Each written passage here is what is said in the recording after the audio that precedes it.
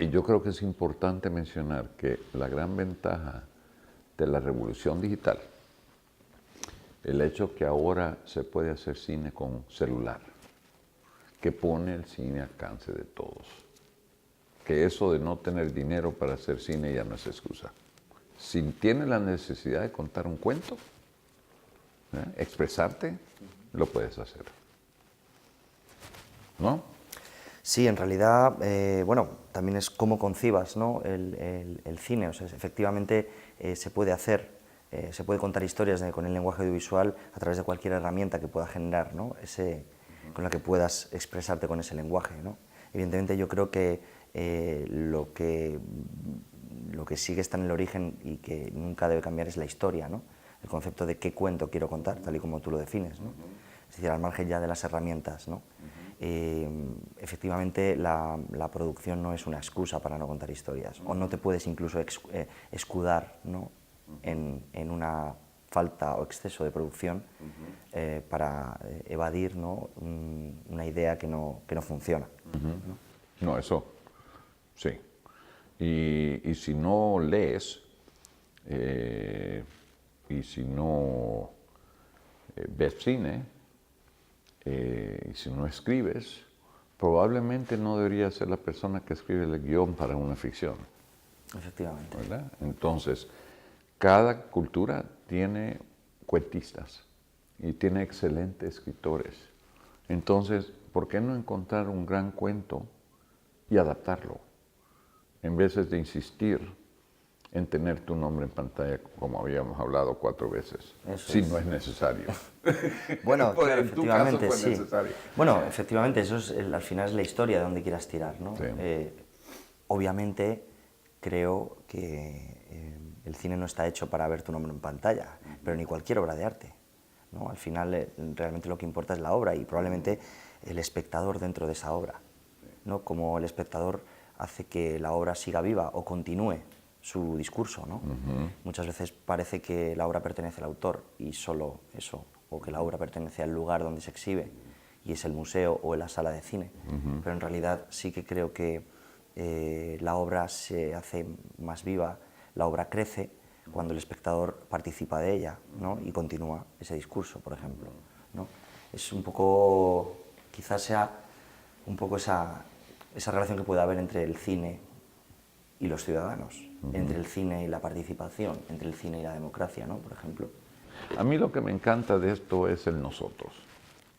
Yo no tengo ninguna necesidad de ser autor. Hay gente brillante que tiene que ser autor. ¿Por qué? Porque no saben cómo explicar lo que tienen en la cabeza. Kubrick nunca pudo explicar lo que tenía en la cabeza. Entonces, él tenía que hacer todo él mismo, enseñar cómo se va a hacer, porque no podía partner, no podía ser socio. Compartirlo. Hitchcock tampoco. Ajá. Entonces, todos tenemos que ser honestos con nosotros mismos, qué es lo que podemos hacer y cómo. Y para mí el celebrar el equipo, el celebrar un nosotros, el hacer, es importante. Es interesante escucharte, ¿no? Ahora hablar de esto porque lo que estábamos hablando, ¿no? Ayer respecto al compartir, ¿no? La autoría o no. Supongo que hay historias que se pueden hacer de esa manera y otras que no. Y también habría que definir qué es compartir esa autoría, ¿no? Por ejemplo, en el documental Frágil Equilibrio trabajamos de manera colectiva, ¿no? Con distintas unidades en distintos sitios del planeta, ¿no?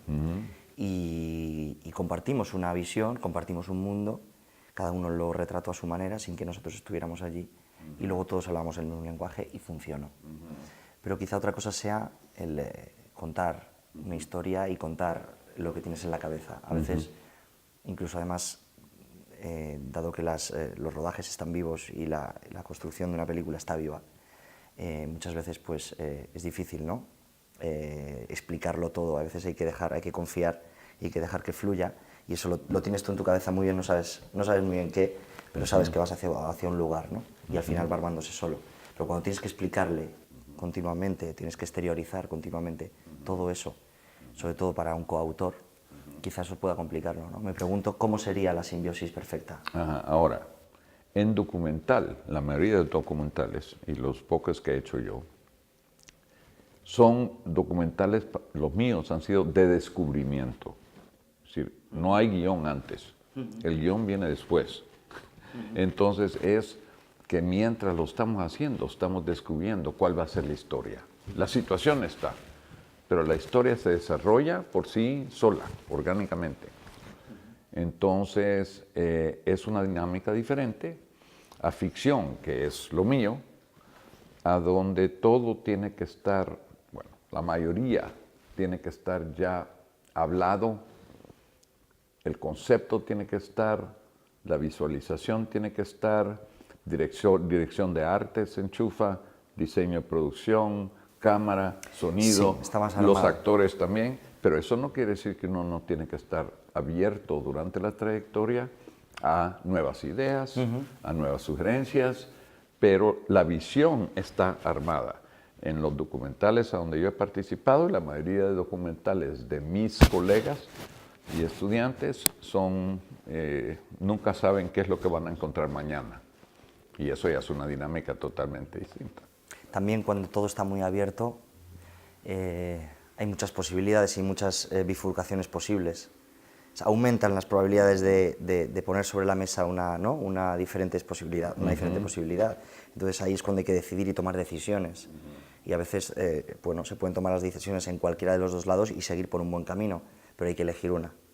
¿Comprendes? Eso es lo que yo veo, esa dificultad, ¿no? A la hora de, en una cosa como un documental, a veces sentir que estás tomando el camino adecuado, porque muchas veces te guías, ¿no? Pero realmente pero yo te quiero preguntar, si tienes, que a mí me encanta la idea, que tienes 4 equipos en 4 diferentes partes del mundo contribuyendo al documental, a final de todo, alguien va a estar responsable a unir los 4, ¿verdad? Porque cómo los unes tiene que venir de la visión de alguien. No van a poner todos los 4 determinar, efectivamente, ¿verdad? Entonces, ahí sería es otro también muy proceso. importante. Claro, sería otro proceso. Yo creo que hay muchos posibles procesos. También hay que elegir cuál y decidir ir por ese camino, pero efectivamente sí que se puede crear, ¿no? De manera colectiva. Pero es un manifiesto también, es decir, lo vamos a hacer de esta manera. Nos dejaremos cosas por el camino al hacerlo así, ¿no? Pero quizás encontraremos otras mucho mejores o diferentes, ¿no? Pero si es un colectivo, al final de todo, ¿quién hace la decisión? Pues mira, justo me estoy acordando de un proyecto que acabo de hacer con un grupo de estudiantes de arquitectura en la Universidad Politécnica de Madrid, alumnos de primero de carrera, que bueno, digamos que una de las profesoras, Achuamán, me puso sobre la mesa la idea de hablar sobre el proyecto arquitectónico con los alumnos, pero claro, ellos llegan y conocen del lenguaje de la construcción mucho menos que el lenguaje audiovisual, con el que han podido trabajar mucho con los teléfonos, ¿no? Que lo tienen más cercano y más fresco, ¿no? Entonces nos propusimos hacer un proyecto de creación colectiva y creamos un guión de manera colectiva, ¿no? Entonces en ese momento creo que hay que olvidar los procesos habituales en los que se crea un guión. Ya no puedes estar ahí tú, ya no eres tú el que está delante de un papel y crea la historia, ¿no? Hay que cambiar radicalmente, digamos, ¿cómo explicártelo? El proceso, ¿no? Las reglas del juego. Hay que cambiar las reglas del juego. Entonces debes retirarte. Sí que puede haber un conductor de todo eso, pero en este caso nosotros el guión lo creamos mediante, por ejemplo, una conversación, una noche, dijimos estas 2 horas vamos a hablar, grabamos todo aquello. Grabamos audios con el teléfono y después a través de esos audios se fueron construyendo tiras, ¿no? De papel donde escribíamos ciertas frases. Entonces ahí colectivamente y a través de mucha democracia se fue construyendo todo esto, ¿no? Pero muchas votaciones, o sea, imagínate, eso en un proceso de guionización habitual no es así. No. Entonces, digamos pero que hay un dicho en inglés, democracy is messy. Es lo que queremos, pero no es arreglada la democracia, ¿no? Es como un intento, una tentativa. Sí. Bueno, se hace lo que se puede, ¿no? Pues sí. Es cierto, es cierto. Yo estamos. prefiero eso a la dictadura cualquier día. Por supuesto. ¿Verdad? Ahora, la otra cosa, para mí, para nosotros, en Latinoamérica, en El Salvador en especial, cuando el país se ha vendido por la prensa por 3 elementos: Mara, migra, guerra. A El Salvador se le conoce por esos 3. Ahora, Si nosotros queremos cambiar la manera en que salvadoreños se ven a sí mismos, pero también cómo ven los extranjeros a El Salvador para que quieran venir a visitar, no tenemos turismo ya, casi, porque creen de que cuando salen del aeropuerto lo van a secuestrar. No es así. Toda la gente que me viene a venir a ver a mí, mi hijo, sus amigos, todos gozan. La gente es cariñosa, la gente tiene garra, la gente trabaja duro, tenemos grandes cuentos que contar, los paisajes son bellos. Entonces tenemos que encontrar entre mitos y leyendas y cuentos universales el otro lado de quién es el salvadoreño. El otro relato. Sí, porque los que están haciendo el trabajo documental están haciendo el trabajo periodístico de investigación dura. ¿Verdad? Hay 35,000 desaparecidos todavía de la guerra. Ellos están haciendo el trabajo documental buscando eso, porque el gobierno no lo ha hecho. Está bien, entonces que ellos se hagan cargo de eso, pero que nosotros encontremos también cosas que inspiran, cosas que dan fe. Exacto. Y eso es muy importante, no solo para los salvadoreños ahí, sino los 3 millones que tenemos afuera. Que puedan celebrar ser quienes son. Entonces, eso es uno de nuestros retos, es encontrar aquellos cuentos que te traen esperanza y despiertan cariño y despiertan curiosidad para también lo positivo y no solo lo oscuro. Lo oscuro, ¿no? Sí. Me gusta cómo defines el concepto de película, historia, el concepto de cuento, ¿no? Y cómo lo... Porque el cuento al final puede servir para muchas cosas, ¿no? Hablamos antes, nos preguntaban antes por el tema de las funciones, ¿no? De qué funciones puede llegar a tener el cine, cuando en realidad yo creo que el cine nace de dentro, la necesidad de contar un cuento. Pero luego sí que es verdad que lo que acabas de decir, por ejemplo, creo que es muy relevante a nivel social, es decir, tú creas un relato, se está creando un relato de tu país en el extranjero. Normalmente ese relato suele tener más difusión si es a través del lenguaje audiovisual. Entonces, la importancia de generar relatos para construir nuevas sociedades, para construir nuevas culturas, ¿no? Yo creo que es una cosa muy importante, ¿no? Es algo que tiene el cine, que realmente tiene poder, ¿no? Sí. Sobre todo por el lenguaje que usa. Sí, es cierto. Y tenemos un proyecto que estamos terminando ahora, que una española que vive en El Salvador, es el proyecto de ella. Yo llegué ahí para apoyar, después que ella pasó 3 años filmando. Y es un matrimonio entre documental y teatro, porque ella encontró a un grupo de mujeres que venden comida, casa en casa y en el mercado, que sobreviven, pero apenas, porque claro, no hay hombre en la familia, ellas mantienen a los hijos y también tienen que hacer todo lo posible para protegerlos. Y a través de ensayos de obra empiezan a procesar abusos que nunca habían articulado. Abusos que ellas sufrieron, parte de sus padres, de parte de sus parejas, y que sin estar conscientes de ello lo estaban transmitiendo a sus propios hijos, porque era la única realidad que conocían. Entonces, a través de lo que yo llamo teatro terapia, aunque eso no es lo que lo llamaron ellos y no fue la intención, eran ensayos para una obra sobre sus vidas, terminan con una obra de teatro que ahora las lleva en avión por todo Centroamérica, teatros llenos, con gente aplaudiendo. Y después del estreno de esa obra, viene el hijo de una de ellas y me dice, si mi madre puede estar en ese escenario y recibir esos aplausos, yo puedo ser doctor.